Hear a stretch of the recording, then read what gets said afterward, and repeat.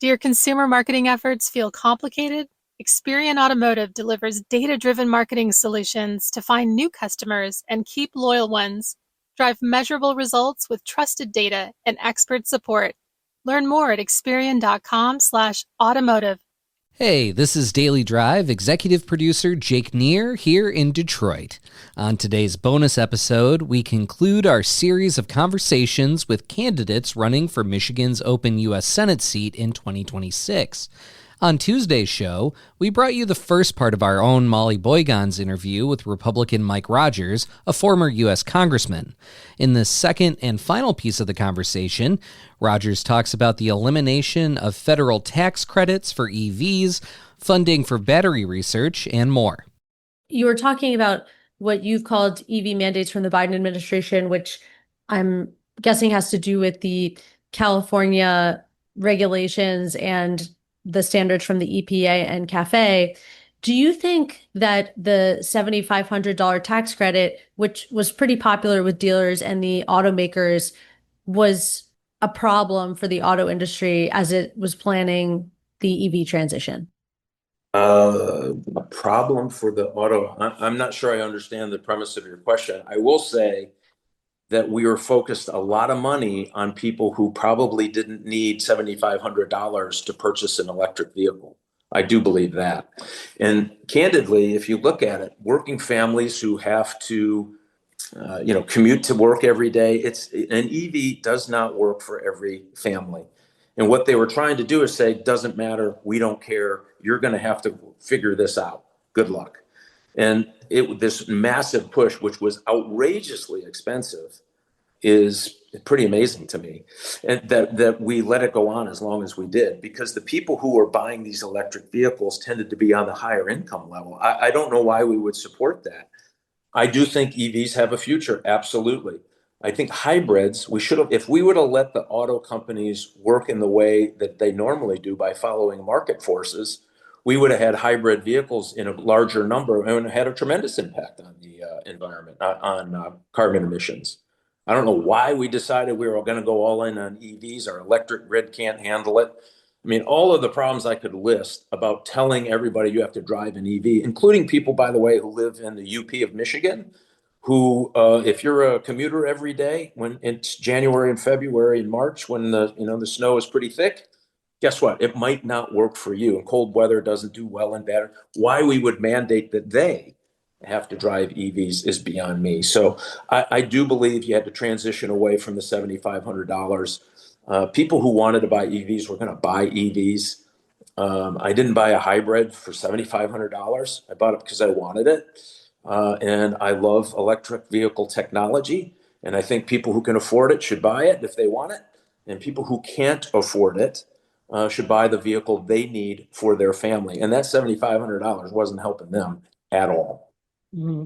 Yeah, I should just mention that there was the income cap for the $7,500 tax credit. Obviously, there were varying levels of success with that and, some loopholes related to leasing and all of that. But when you think about the big picture and, you've been talking about competition from China a lot, the concern that I hear in the reporting is that domestic automakers are going to fall behind on the global stage as other regions, and in particular China, are advancing on battery technology, lowering price, making software offerings more advanced.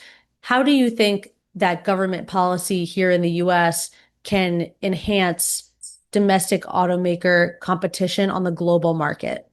Yeah, I still believe in that government funding of basic research is an important thing. And I think in that regard, they should be able to be helpful in the battery research as well. I also think that's an easy decision just to say China's ahead of us, so let's buy their stuff because it's cheaper, which is what's been happening. And then they're using their market forces to try to increase their sale of their vehicles. Why we would let China do that to us is beyond me. I passionately believe if we ask our car companies to step it up and the government helps with some basic research around the country, that we can beat Chinese battery technology. I don't buy for a minute. And if we can't, we have a whole bunch of bigger problems in this country, including how we're going to build the components we need to defend ourselves if we ever have a more sophisticated conflict around the world. Coming up, the final part of our own Molly Boigon's interview with former Congressman Mike Rogers, a Republican candidate for U.S. Senate. Are you an automotive marketer navigating today's rapidly evolving landscape? Finding new customers and nurturing existing relationships can feel like a complex journey. But what if you had a powerful engine fueled by trusted data to guide your way? That's where Experian Automotive comes in. We understand the challenges you face. Today's personalized consumer journeys demand intelligent planning and precise execution. That's why we offer the Experian Marketing Engine, a coordinated suite of data-driven solutions designed to help you develop, execute, and most importantly, measure effective marketing campaigns. At the heart of our solutions is Experian's trusted data and a dedicated automotive team committed to your success.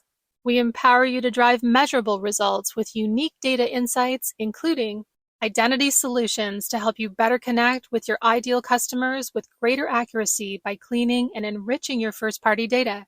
Consumer and market insights helps you gain a deeper understanding of market trends and consumer behavior, enabling you to better target consumers.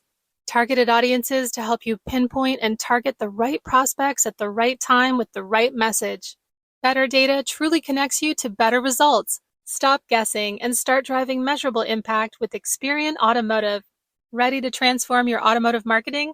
Visit Experian.com/automotive to learn how our data-driven solutions can help you find new customers, keep loyal ones, and navigate the road ahead with confidence. That's Experian.com/automotive. Take control of your marketing journey today. Automotive News Shift podcast brings you the latest on automotive technology, trends, and transformation. I'm Hannah Lutz.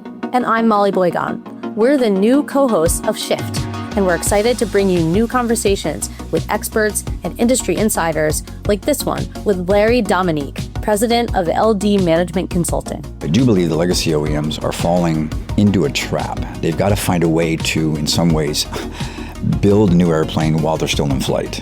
Catch Shift, available every Sunday, wherever you get your podcasts. How do you see the pullback of federal support for domestic battery manufacturing fitting into that? Because I know you keep saying we shouldn't be rewarding companies that buy from China, but the whole point of the incentives was to establish a domestic battery supply chain for components like anodes and cathodes and all of the stuff that companies were buying from China. So how do you see that fitting in? So it's all about how you spend your resources. And again, those resources eventually were making their way to China. So we have two big problems that I think the president is trying to solve in this. One, well over reliance on China, including our domestic car companies who have whole models that they produce in China and send back to the United States for sale. I mean, I candidly never thought I would see that. And so that is a reliance that's unhealthy for the national security and economic security of Americans who work right here in Michigan and try to show up at factories. Those are factories building those cars that don't employ one American working in a factory here in Michigan. Think of that. I mean, that is a tremendous impact. And so when you talk about this little slice, it is about how do we get all of our critical minerals, how do we get our rare earths realigned? Right now, the reason China is trying to stick it to us again is they control those markets pretty heavily because it was just so much easier just to buy from them. Well, guess what? The circumstances on the ground changed, and gosh, it had to change. I mean, 90% of the precursors that go into our medicine are made in China, 90. And so you start thinking of why that needs to come back to the United States. It starts becoming a much easier quotient. And spending money to subsidize a factory to license and buy things overseas makes no sense to me whatsoever. And I think that's what you're seeing is, okay, we just got to realign it. And again, it's easier than telling your guys you got to come up with a better battery design. It's just a lot easier to send the check to China. I just think that needs to change if you want Michigan workers building automobiles or whatever it is here in the United States, because it is not sustainable the way we are buying goods that are necessary for our national security and our economic prosperity. You want to talk about EVs, we're still going to need, if it's plug in anything, we need an upgraded electric grid. Guess what? We're not ready for that, number one. And number two, the things we would need to upgrade our electric grid, we are wholly dependent on China to buy it from. And that has to change. And so I think what you're seeing is, are the decisions being made good for Michigan paying jobs and families who are trying to make it? I argue they are. And the resources we spend are going in that direction. And candidly, again, it's having an impact. $4 billion investment from General Motors. Ford is coming back. I argue those are positive things for working families. And then when you add on top of that, no tip on overtime, no tax, on overtime, huge benefit for people right here in Michigan. But that's going to get people, by the way, working extra time in those factories if they can get it. Same with tips. Talk to an individual who's a bartender.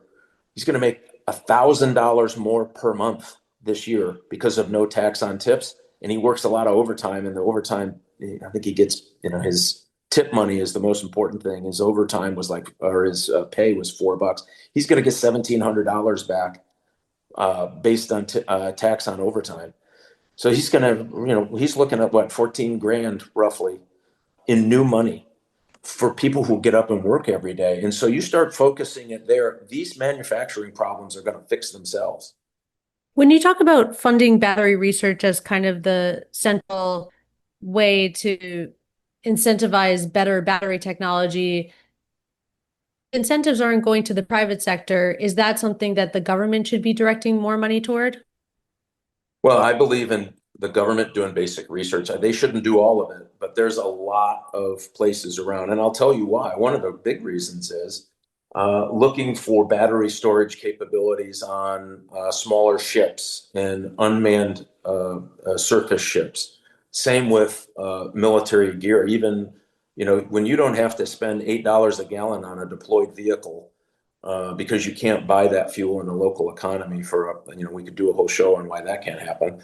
That they're looking for these alternatives in electric. So that technology is important for the government to have a hand in research. And we do that now, and it is funded now. If we can find a better way to work with the automotive. But what the automotive company has been saying is, don't help us that way. Just make it easier for us to buy from China. I get it. I've been in the private sector for the last 10 years. But what we've seen is the horrendous cost on working families. Those 30,000 manufacturing jobs gone.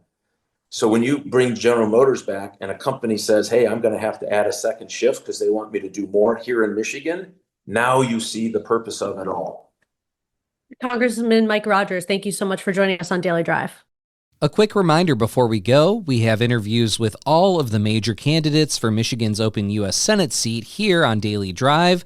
If you don't feel like scrolling all the way back through our library on your favorite podcast app, you can find those conversations with Congresswoman Haley Stevens, Dr. Abdul El-Sayed, and Michigan State Senator Mallory McMorrow over at autonews.com. Thanks for listening to this bonus episode of Daily Drive. We'll be back on Monday with a brand new full episode of the show.